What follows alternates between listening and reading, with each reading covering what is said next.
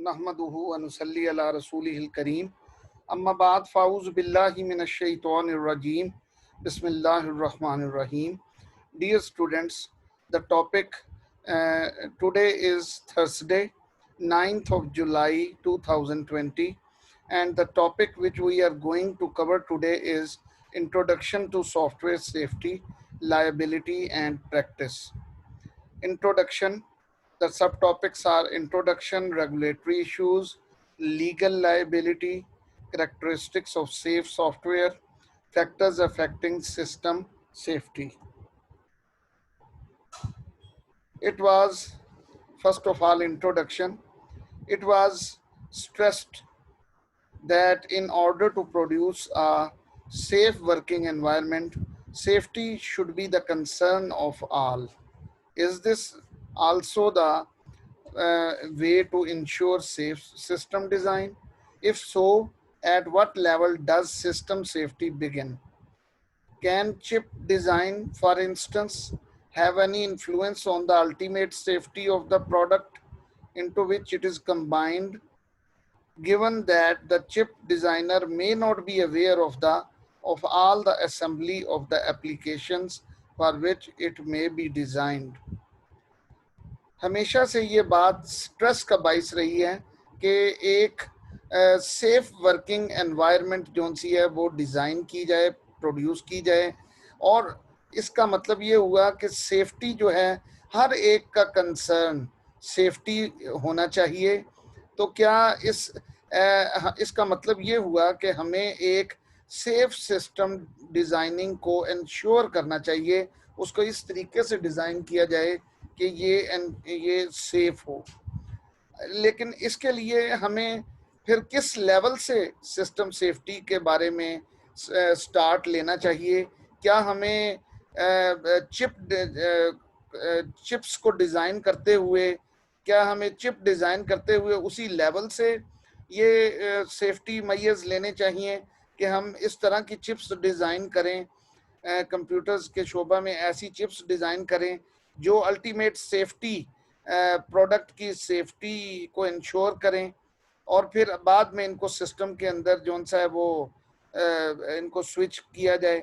लेकिन उसके लिए फिर ये बात काबिल गौर है कि क्या हमारे डिज़ाइनर जो हैं वो इस बात से अवेयर होंगे कि जिन चिप्स को हम, अगर इन चिप्स को हम कंप्यूटर्स में इंस्टॉल भी कर दें तो बाद में ये सिस्टम जब आपस में, जब इन सिस्टम्स को कनेक्टिविटी की जाएगी, असेंबली ऑफ एप्लीकेशंस को आपस में जब असेंबल किया जाएगा, तो ये क्या उसे पता होगा कि इसको किस मकसद के लिए डिज़ाइन किया गया है?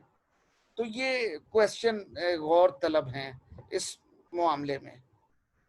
The system safety begins to be an entity when the proposed system is first assumed and the safety system specified. Now the question is, who has the responsibility for ensuring the safety and integrity of the final product? System की जो safety है वो उसको एक entity के तौर पे अगर हम लेते हैं, तो जब भी हम सिस्टम को प्रपोज करेंगे तो साथ ही हमें उसके सेफ्टी सिस्टम को भी स्पेसिफाई करना पड़ेगा. अब क्वेश्चन ये आता है कि यहाँ पे ये क्वेश्चन ज़हन में आता है कि कौन इसकी रिस्पॉन्सिबिलिटी कौन लेगा और कौन इंश्योर करेगा सिस्टम की फाइनल प्रोडक्ट की सेफ्टी और इंटेग्रिटी को कौन इंश्योर करेगा? तो there are two extremes. either everyone is responsible for safety or responsibility is delegated to a single person. In reality, neither of these options is perfect. ये दो extremes हैं जो हमारे सामने आती हैं जब हम इस बात पे सोचते हैं. उनमें से या तो ये है कि किसी एक स्पेसिफिक बंदे को सिस्टम की सेफ्टी के लिए रिस्पॉन्सिबिलिटी दे दी जाए. दूसरा ये है कि हर एक को रिस्पॉन्सिबल करार दिया जाए कि सिस्टम में मौजूद, उस सिस्टम में वर्किंग करने वाला हर बंदा सेफ्टी के लिए रिस्पॉन्सिबल होगा. अगर रियलिटी हकीकतन अगर हम इसको देखें तो इनमें से कोई भी ऑप्शंस परफेक्ट नहीं है इन दोनों में से. किस तरह? इन द फर्स्ट केस, अगर फर्स्ट केस को हम देखें Human nature being what it is, no one does anything as they assume falsely that everyone else is doing it for them. अगर पहले केस में हम देखें, अगर ये ड्यूटी हर एक को दे दी जाए, रिस्पॉन्सिबिलिटी हर एक को दे दी जाती है कि वो सिस्टम की रिस्पॉन्सिबिलिटी का जिम्मेदार है, तो हर बंदा ये सोच के सिस्टम के रिस्पॉन्सिबिलिटी सेफ्टी को सेफ्टी के बारे में जो रिस्पॉन्सिबिलिटी है उसको इग्नोर करना शुरू कर देगा कि बाकी दूसरे जो हैं वो सारे वो सब ये रिस्पॉन्सिबिलिटी अच्छे तरीके से निभा रहे हैं।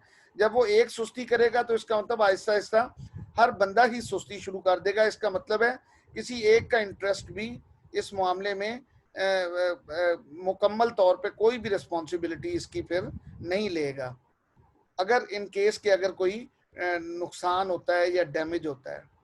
The second case actively encourages others to take no responsibility for and therefore no interest in matters of safety। अगर दूसरे केस को हम दूसरे केस पे तवज्जो करें तो हम यहाँ पे देखेंगे कि जो अगर जब एक स्पेसिफिक बंदा एक रिस्पॉन्सिबिलिटी ले लेता है सिस्टम की सेफ्टी की को इंश्योर करता है और बाकी दूसरों को ये कहता है कि आप वरी ना करें, आप इस बारे में मेरी ये जिम्मेदारी मुझ पे छोड़ दें और आप you don't need to worry, तो उस इसका मतलब ये है कि दूसरे फिर इंटरेस्ट लेना छोड़ देंगे। और अगर कहीं पे ये बंदा ये स्पेसिफिक बंदा या स्पेसिफिक पर्सन जिसको ये ड्यूटी दी गई थी, अगर वो कहीं थोड़ा सा कोई किसी भी कहीं पे किसी लेवल पे थोड़ा सा इग्नोरेंस कर जाता है तो उससे सिस्टम को फिर नुकसान पहुंचने का खदशा है। No one will deny that the design and construction of large software systems is an incredibly difficult task. How much more so when the failure of such systems may be costly in terms of suffering and human life. इस बात से कोई इनकार नहीं कर सकता कि अगर लार्ज सॉफ्टवेयर सिस्टम को डिज़ाइन करना है, कंस्ट्रक्ट करना है, तो ये बहुत ही इनक्रेडिबली डिफिकल्ट टास्क है। लेकिन अगर ऐसा सिस्टम किसी फेलियर हो जाए तो ये बहुत ही ज़्यादा नुकसान का पेशे खैमा है और ह्यूमन लाइफ को भी खतरात का सामना करना पड़ सकता है। We will have to explore areas of legal liability and mechanisms for regulating potentially hazardous activities as well as the factors which should be taken into account for safety related applications।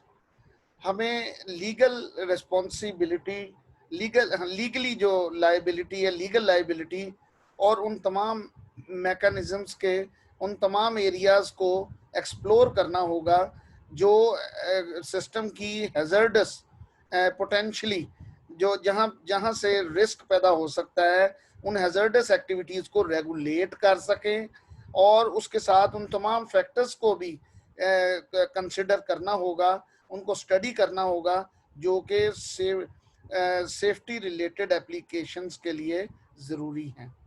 Nowadays, computer controlled systems are to be found in wide range of diverse applications। Computer control system अब आपकी ज़िंदगी के तकरीबन तमाम मुख्तलिफ शोबाजात में बहुत widely use हो रहे हैं, जिस तरह जैसे कि इंडस्ट्री में मैन्युफैक्चरिंग सिस्टम्स, रोबोट्स एक्सेट्रा। अगर मेडिसिन के शोबे में देखें तो intense care monitoring, radiotherapy etcetera. इसी तरह ट्रांसपोर्ट के शोबा में अगर देखें तो railway signalling systems, aircraft, space shuttle etcetera, military and defence applications etcetera. Regulatory issues, standards. Use of appropriate standards is both a familiar and traditional technique for regulating hazardous activities and attempting to ensure the safety of a product। हमेशा से ही जो ये एक standard एक मुनासिब appropriate standard रहा है एक और एक फेमिलियर और एक ट्रेडिशनल टेक्निक रही है कि तमाम हैजर्डस एक्टिविटीज़ को रेगुलेट करने के लिए और अटेम्प्ट करने के लिए कि एक सेफ्टी, एक प्रोडक्ट की सेफ्टी को इंश्योर किया जाए, उसके लिए अप्रोप्रिएट स्टैंडर्ड्स का इस्तेमाल हमेशा से ही बहुत फेमिलियर और ट्रेडिशनल मेथड या टेक्निक रही है। Certification and licensing. Certification requires that either the product or the practitioner conforms to some specified standard, whereas licensing means that the product cannot go on the market at all or the practitioner operate unless the product is licensed or the practitioner in possession of the requisite license. Certification or licensing, certification हमेशा हमेशा से ही लाजमी करार दी गई है।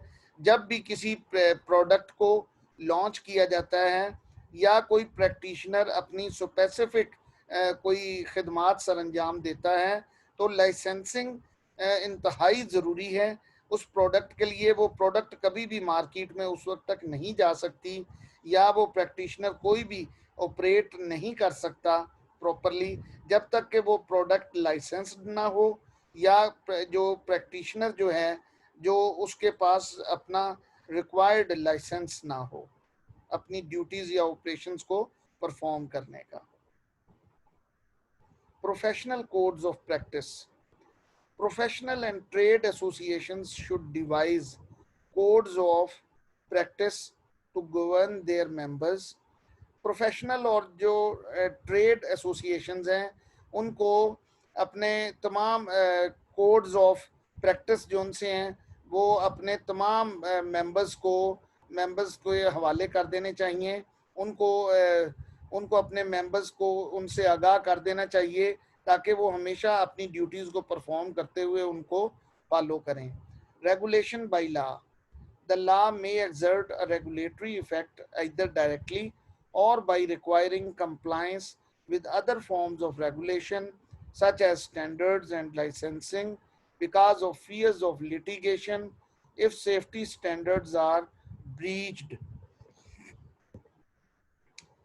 हमेशा proper लाज जो हैं रेगुलेशन के लिए जो प्रॉपर लाज हैं उनको इस्तेमाल किया जाना चाहिए, चाहे वो डायरेक्टली उनको यूज़ किया जाए या बाकी अदर रेगुलेशंस के साथ जिस तरह के स्टैंडर्ड्स और लाइसेंसिंग है उनके साथ मिलाकर उनको इस्तेमाल किया जाए ताकि अगर इन केस के अगर कोई सेफ्टी स्टैंडर्ड्स जो हैं उनकी खिलाफ वर्जी होती है तो लिटिगेशन कानूनी चाराजोई का खतरा ना रहे।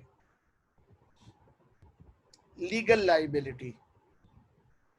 System designers and software engineers may have legal responsibilities under statutes such as the health and safety. System designers और सॉफ्टवेयर इंजीनियर्स जो हैं उनकी अपनी कानूनी रिस्पॉन्सिबिलिटीज़ हैं, लीगल रिस्पॉन्सिबिलिटीज़ हैं आइन के तहत जिस तरह के हेल्थ और safety. Product Liability and the Consumer Protection Act 1987. Product liability is the area of law in which manufacturers, distributors, suppliers, and retailers are held responsible for any injuries products cause.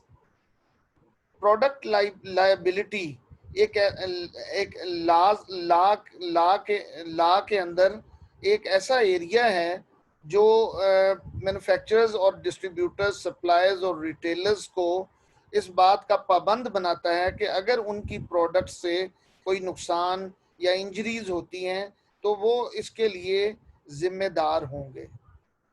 Regardless of any contractual limitations of liability, if a product or any of its components parts are defective, its manufacturer may be liable for damage under the Consumer Protection Act, CPA, or the common law of negligence. इस बात से बालातर होकर कि जो contractual limitations जो जिम्मेदारी की जिम्मेदार कानूनी मतलब उसमें लिमिटेशंस हैं, खामियां हैं, लेकिन एक प्रोडक्ट जो है उसके उसके उस प्रोडक्ट में या उसके कंपोनेंट पार्ट्स में अगर कोई डिफेक्ट है, कोई डिफेक्ट वगैरह है, तो मैन्युफैक्चरर उसके लिए रिस्पॉन्सिबल होगा। अगर उसकी वजह से कोई डैमेज, कोई नुकसान अकर होता है, तो सीपीए कंज्यूमर प्रोटेक्शन एक्ट के तहत कॉमन लॉ ऑफ नेग्लिजेंस उस मैन्युफैक्चरर पे अप्लाई होगा और उसको पेनल्टीज पे करनी पड़ेंगी।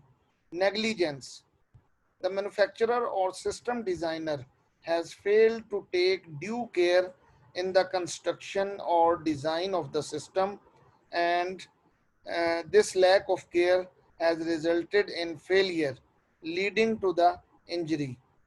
अगर जो मैन्युफैक्चरर या सिस्टम डिज़ाइनर है वो फेल हो जाता है अपनी किसी भी प्रोडक्ट को डिज़ाइन करते हुए या कंस्ट्रक्शन सिस्टम की कंस्ट्रक्शन के दौरान वो फेल हो जाता है अपनी प्रॉपर जो उसमें सिस्टम को डिज़ाइन करते हुए जो प्रॉपर टेक केयर करनी थी, जो ड्यू केयर करनी थी, वो अगर उसमें फेल हो जाता है, तो इस लैक ऑफ केयर के नतीजे में जो नुकसानात हो सकते हैं उसकी वजह से उसको उसके ऊपर जो लॉ के तहत जो पेनल्टीज जो होंगी वो उसे पे करनी पड़ेंगी। Characteristics of safe software. Software is safe if it has features and procedures which ensure that it performs predictably under normal and abnormal conditions. एक सॉफ्टवेयर जो है उसमें जो फीचर्स हैं, जो फीचर्स और जो प्रोसीजर्स उसमें हैं, उनको इंश्योर करना चाहिए कि ये अपनी प्रिडिक्शन के मुताबिक परफॉर्म करे, खा वो नॉर्मल कंडीशंस हों या एबनॉर्मल कंडीशंस हों, उनमें अपनी रिक्वायरमेंट के मुताबिक काम करे। The likelihood of an undesirable event occurring in the execution of that software is minimised. अगर कोई अनडिजायरेबल इवेंट अकर हो जाता है किसी भी सॉफ्टवेयर की एग्जीक्यूशन के दौरान, तो उसको ख़त्म किया जाए या कम किया जाए। If an undesirable event does occur, the consequences are controlled and maintained and contained. अगर कोई अनडिजायरेबल इवेंट अकर भी हो जाता है तो उसके जो नताइज हैं और कंसिक्वेंसेज हैं उनको कंट्रोल किया जाना चाहिए और कंटेन किया जाना चाहिए। Competence, training and experience. Competence means knowledge and the ability to apply that knowledge. Competence आप अच्छी तरह जानते हैं डियर स्टूडेंट्स के नॉलेज भी होना चाहिए और एबिलिटी भी होनी चाहिए कि उस नॉलेज को आप अप्लाई कर सकें।